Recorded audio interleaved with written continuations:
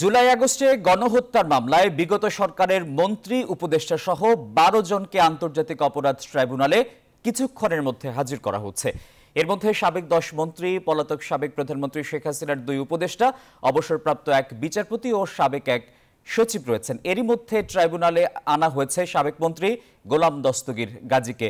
দর্শক, আমরা সরাসরি যাব আন্তর্জাতিক অপরাধ ট্রাইব্যুনালে। সহকর্মী হাবিবুল ইসলাম হাবিব আছেন সেখানে।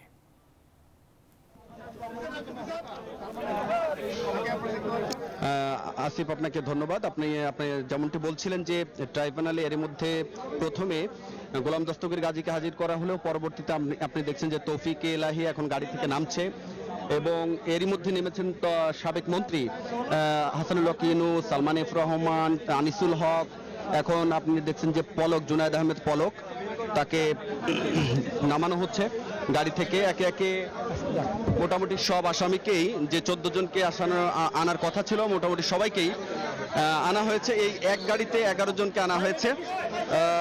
সব মিলিয়ে যে 14 জন আসামির নাম আমরা গতকাল থেকে প্রচার করছি, সেই 14 জন আসামিকে এর মধ্যে কিন্তু ট্রাইব্যুনালে হাজির করা হয়েছে। আসামিরা কিন্তু বিভিন্ন কারাগারে ছিল, তবে এই 11 জন কাশিমপুর কারাগার, ঢাকার কারাগারে ছিল, কেন্দ্রীয় কারাগারে। সেখান থেকে তাদেরকে এখানে এই ট্রাইব্যুনালে হাজির করা হয়েছে। আর গোলাম দস্তগীর গাজী, তাকে মূলত আনা হয়েছে নারায়ণগঞ্জ থেকে। তো সব মিলিয়ে ট্রাইব্যুনালের প্রসিকিউটর আমাদের কিন্তু এর আগেই জানিয়েছেন যে 10:30টার সময় এই কোর্টের বিচারিক যে কার্যক্রম সেটি শুরু হবে। আমরা দেখছি যে ট্রাইব্যুনালের প্রসিকিউটররা তারা অপেক্ষায় ছিলেন এবং বিচারকরা কিন্তু এর মধ্যে 3 বিচারপতি আইনাঙ্গনে বা এই ট্রাইব্যুনালের ভেতরে প্রবেশ করেছেন এবং কিছুক্ষণ পর, অর্থাৎ এখান থেকে আর 20 মিনিট বা 25 মিনিট পর হয়তো ট্রাইব্যুনালের কার্যক্রম শুরু হবে। বলে রাখি যে জুলাই হত্যাকাণ্ডের যে ঘটনা সবারই জানা রয়েছে। তারপরে একটু বলে রাখি যে সারা দেশে জুলাই মাসে যে সাধারণ ছাত্র জনতার উপরে নির্বিচারে গুলি করে হত্যার যে ঘটনা, সেটি সারা বিশ্বব্যাপী আলোড়ন তৈরি করেছিল। সেই ঘটনার মূলত বিচারের জন্য ট্রাইব্যুনাল দ্বিতীয় দফায় পুনর্গঠন হয় এবং সেই জুলাই হত্যাকাণ্ডের বিচারের জন্য আপনারা জানেন যে গত 17 অক্টোবর মূলত সাবেক প্রধানমন্ত্রী শেখ হাসিনা সহ 46 জনের বিরুদ্ধে গ্রেপ্তারি পরোয়ানা জারি করেছিলেন আন্তর্জাতিক অপরাধ ট্রাইব্যুনাল। এর মধ্যে যারা গ্রেপ্তার ছিলেন, বিশেষ করে গত 27 অক্টোবর তাদেরকে ট্রাইব্যুনালে হাজির করার জন্য আবেদন করেছিলেন প্রসিকিউশন পক্ষ। তো সেই আবেদনের পরিপ্রেক্ষিতে মূলত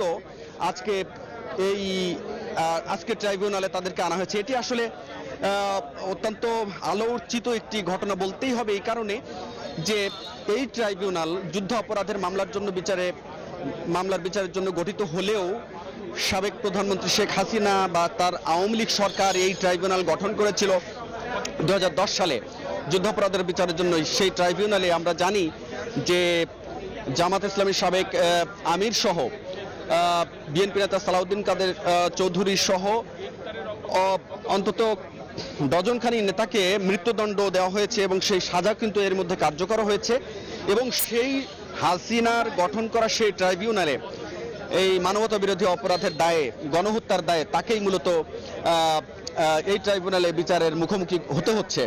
এবং সেই বিচারের যে আনুষ্ঠানিকতা বলা চলে যে আজকে শুরু হলো জোরালোভাবে। এর আগে আমরা জানি যে আসামি পক্ষের কয়েকজনকে আনা হয়েছিল। আসামি, বিশেষ করে পুলিশের 2 জন ঊর্ধ্বতন কর্মকর্তাকে ট্রাইব্যুনালে এর আগে কিন্তু হাজির করা হয়েছিল। এখানে আমরা দেখছি যে ভুক্তভোগী পরিবারের সদস্যরাও এসেছেন। আর প্রতিনিয়ত কিন্তু এই ট্রাইব্যুনালে যে জুলাই হত্যাকাণ্ডের যে বিচারের দাবিতে অসংখ্য ভুক্তভোগী পরিবার তারা ট্রাইব্যুনালে আসছেন, অভিযোগ জমা দিচ্ছেন। গতকালকেও আমরা জানি যে বাংলাদেশ ইসলাম ছাত্র শিবিরের অন্তত 7 জন ভুক্তভোগী, তাদেরকে গুমের পরে গুলি করে হত্যা চেষ্টায় মামলায় তাদেরকে একেবারে চিরতরে পঙ্গু করে দেওয়া হয়েছে। সেই অভিযোগের দিতেই মূলত তারা এসেছিলেন। 6 জন ভুক্তভোগী তারা এসেছিলেন। তো সব মিলিয়ে আপনারা দেখছেন যে ট্রাইব্যুনালের নিরাপত্তা ব্যবস্থা, এই আজকের এই হেভিওয়েট আসামি যাদেরকে বলা হচ্ছে, সাবেক কয়েকজন মন্ত্রী, 10 জন মন্ত্রী, বিশেষ করে আরেকটু নামগুলো একটু না বললেই নয়। এই ট্রাইব্যুনালে আপনারা দেখছেন যে এখানে দেলোয়ার হোসেন সাঈদী, এই ট্রাইব্যুনালে যাকে মৃত্যুদণ্ড দেওয়া হয়েছিল, পরে যাবজ্জীবন কারাদণ্ড দেওয়া হয়েছিল, তার সন্তান এসেছেন। আমরা একটু তার বক্তব্য শুনতে চাই। আমরা বিচারকদের কাছে আবেদন জানিয়েছি, অকাট্য এভিডেন্স দিয়েছি, কিন্তু তৎকালীন বিচারকরা তাদের বিবেককে ভারতের কাছে বন্ধক রেখেছিল বিধায় তারা ন্যায় বিচার প্রতিষ্ঠিত করেনি। আজকে ন্যায় বিচার প্রতিষ্ঠিত হবে ইনশাআল্লাহ, বিকজ এটি গণবিপ্লবের সরকার। এই গণবিপ্লবের মাধ্যমে প্রতিষ্ঠিত এই সরকার ন্যায় বিচার প্রতিষ্ঠিত করবে, দেশের মানুষের আকাঙ্ক্ষা তারা পূরণ করবে এবং সত্যিকারের মানবতা বিরোধী অপরাধী আওয়ামী লীগের এই সমস্ত সন্ত্রাসীদের বিচারের মাধ্যমে দেশে আইনের শাসন প্রতিষ্ঠা করবে, এটা দেখার জন্য এসছে। কিছুক্ষণ আগে আমরা একটা খবর পেয়েছি যে একটা প্রভাবশালী মহলের সহযোগিতায় ওবায়দুল কাদের এই মামলায় অন্যতম একজন আসামি, তিনিও নাকি পলাতক আছেন। যদিও এটা সত্যতা এখনো জানা যায়নি, কিন্তু জানতে চাইব যদি এরকমটা হয়, অনেকেই তো পলাতক হয়েছেন এবং চলে গেছেন, সে বিষয়টা সত্যতা। এরকম যদি সত্যিকারে হয়ে থাকে সেটা অত্যন্ত দুঃখজনক, কারণ সত্যিকারে যারা মাস্টার মাইন্ড ছিল শেখ হাসিনা সহ, তারা প্রত্যেকে পালিয়ে গেছে, এটা আমরা শুনতে পাচ্ছি। শেখ হাসিনাটা তো প্রমাণ আছে যে তিনি চলে গেছেন, কিন্তু অন্য যারা আছে তারা আমরা শুনতে পাচ্ছি কিন্তু কোনো প্রমাণ নেই। তথাপি যদি পালিয়ে গিয়ে থাকে সেটা সত্যিকারের দুঃখজনক। আর আমরা আশা করব তারা যেখানে পালিয়ে গিয়ে থাকুক না কেন, বর্তমান সরকার ইন্টারপোলের মাধ্যমে রেড অ্যালার্ট জারি করেছে। আমরা আশা করি যে তাদেরকে পৃথিবীর যেখান থেকে তারা আশ্রয় নিয়ে থাকুক না কেন, তাদেরকে ধরে এনে আইনের আওতায় আনা হবে। একটু সংক্ষেপে একটা প্রশ্ন করতে চাই যে আপনার বাবা একজন প্রসিদ্ধ মানুষ ছিলেন, তাকে এই ট্রাইব্যুনালে বিচারের মুখোমুখি করা হয়েছিল একটি অভিযোগে, যুদ্ধ অপরাধের অভিযোগে, এবং আজকে ইতিহাস ঘুরে ফিরে সেই হাসিনার গঠন করা ট্রাইব্যুনালে হাসিনার বিচারের মুখোমুখি করতে হলো। এটাকে আপনি কিভাবে দেখেন? এটা প্রথমে তো আল্লাহ শুকরিয়া আদায় করছি, কারণ আমরা দীর্ঘ 3-4 বছর এই ট্রাইব্যুনালে আমাদের অসংখ্য চোখের পানি পড়েছে। আমরা আল্লাহর কাছে এটাই বলেছি, আল্লাহ তুমি আমাদেরকে এই জুলমের বিচারটা দেখিও, এবং আজকের দিনটি আল্লাহ আমাদেরকে দেখিয়েছে, যেন আল্লাহ দরবারে হাজারো কোটি শুকরিয়া। দ্বিতীয়ত হলো, কথা একটা আছে, হিস্ট্রি রিপিটস ইটসেলফ, ইতিহাসের পুনরাবৃত্তি আমরা দেখতে পাচ্ছি। তারা জুলুম করেছে আর আজকে ন্যায় বিচার প্রতিষ্ঠিত হবে। তারা সোনা সাক্ষী দিয়ে আমার শহীদ পিতা সহ জামাতের নেতৃবৃন্দকে সোনা সাক্ষীতে বিচার করার চেষ্টা করেছে, আর আজকে আমাদের কাছে চাক্ষুষ সাক্ষী আছে, মাত্র 1 মাস আগের জ্বলন্ত সাক্ষী, অসংখ্য সাক্ষী সারা বাংলাদেশ ব্যাপী, এমনকি যারা এই মামলার আসামি তারা নিজেরাও সাক্ষী। আপনার বাবা দেলোয়ার হোসেন সাঈদীর যে দণ্ডে দণ্ডিত করা হয়েছিল, সেই ব্যাপারে কি আপনাদের এখন কোনো রিভিউ বা মরণোত্তর কোনো আপনারা কিছু বলতে চান? আমি আমাদের লয়ারদের সঙ্গে কথা বলেছি, আইনে এ ধরনের কোনো সুযোগ তৎকালীন সরকার রাখেনি। তো আমরা চেষ্টা করছি যে আইনের পর্যালোচনা করার চেষ্টা করছি, আমাদের লয়ারদের সঙ্গে কথা বলছি। যদি তারা আইনের কোনো সুযোগ পাওয়া যায়, নিশ্চয়ই আমরা এটা পুনর্বিবেচনার জন্য আমরা আবেদন করব। যে অসংখ্য ধন্যবাদ। আমরা কথা বলছিলাম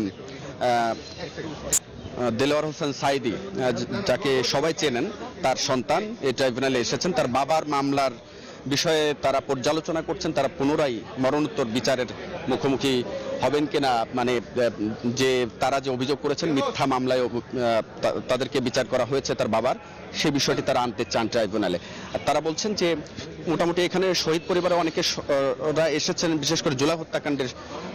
তারা বলছেন যে এই ট্রাইব্যুনালে এখন অন্তত ন্যায় বিচার প্রতিষ্ঠিত হবে এবং তারই এই সূচনা শুরু হলো। তো আমাদের আরেক সহকর্মী রয়েছেন ট্রাইব্যুনালে অপর প্রান্তে সামগ্রিক নিরাপত্তা ব্যবস্থা নিয়ে ট্রাইব্যুনাল এলাকার, যেহেতু এখানে 14 জন হেভিওয়েট সরকারের গুরুত্বপূর্ণ, সাবেক সরকারের গুরুত্বপূর্ণ কয়েকজন মন্ত্রী উপদেষ্টারা এসেছেন, তাদেরকে আনা হয়েছে এই জুলাই হত্যাকাণ্ডের বিচারের জন্য। তো যথারীতি নিরাপত্তা ব্যবস্থা জোরদার করা হয়েছে। আমরা চলে যাব সহকর্মী সজল দাসের কাছে। সজল, কেমন দেখছেন ট্রাইব্যুনালের আশপাশের নিরাপত্তা বলয় কেমন তৈরি করা হয়েছে?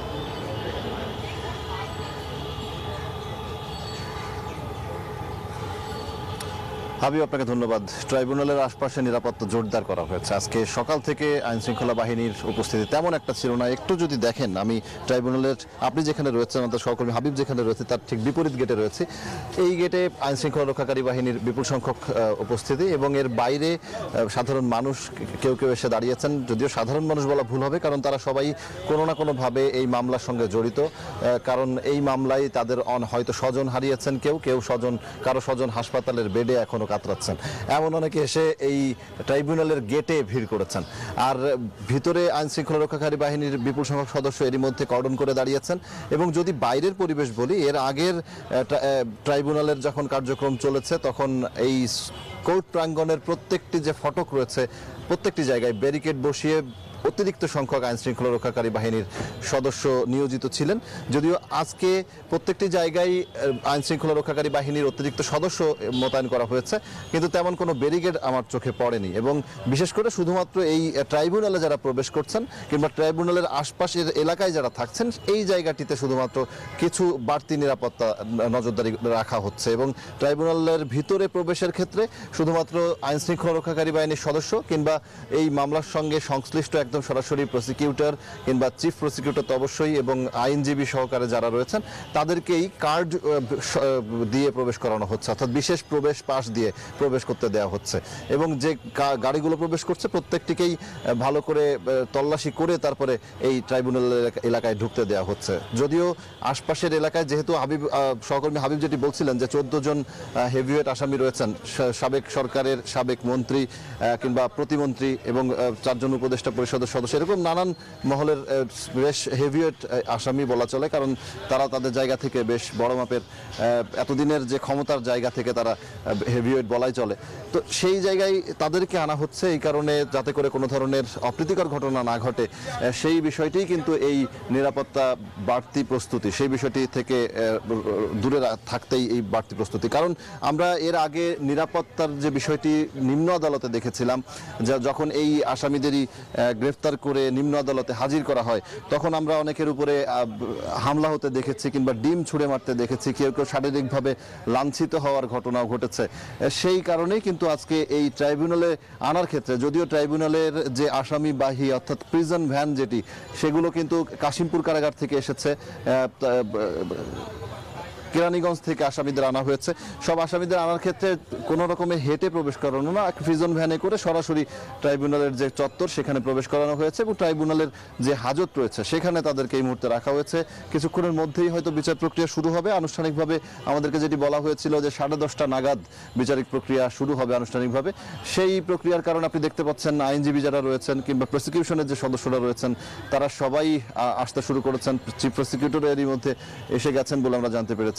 তো এই মানে পুরোপুরি মঞ্চ প্রস্তুত, কিছুক্ষণ পরেই হয়তো বিচারিক প্রক্রিয়া শুরু হবে এবং আইন শৃঙ্খলা রক্ষাকারী বাহিনীর সদস্যরা কোনো ধরনের অপ্রীতিকর ঘটনা যাতে না ঘটে সেই জায়গাটি খুব ভালোভাবেই নজরদারি এখন পর্যন্ত করা হচ্ছে। এবং আশপাশের জায়গাগুলোতে এখন পর্যন্ত কোনো ধরনের অপ্রীতিকর ঘটনাও আমরা কিন্তু জানতে পারিনি, তেমন কোনো ঘটনা ঘটেনি, যেহেতু নিম্ন আদালতের ক্ষেত্রে যে ঘটনাগুলো ঘটেছিল। আমি সহকর্মী আসিফ টিপুর কাছে ফিরছি স্টুডিওতে, কিন্তু ডিজিটাল আমাদের যে মাল্টিমিডিয়া সেখানে আমাদের সরাসরি প্রচার কার্যক্রম চলমান থাকবে। যেটি বলছিলাম যে চিফ প্রসিকিউটর সহ যে প্রসিকিউশনের সদস্য তারা এরই মধ্যে প্রবেশ করেছেন আদালত প্রাঙ্গণে।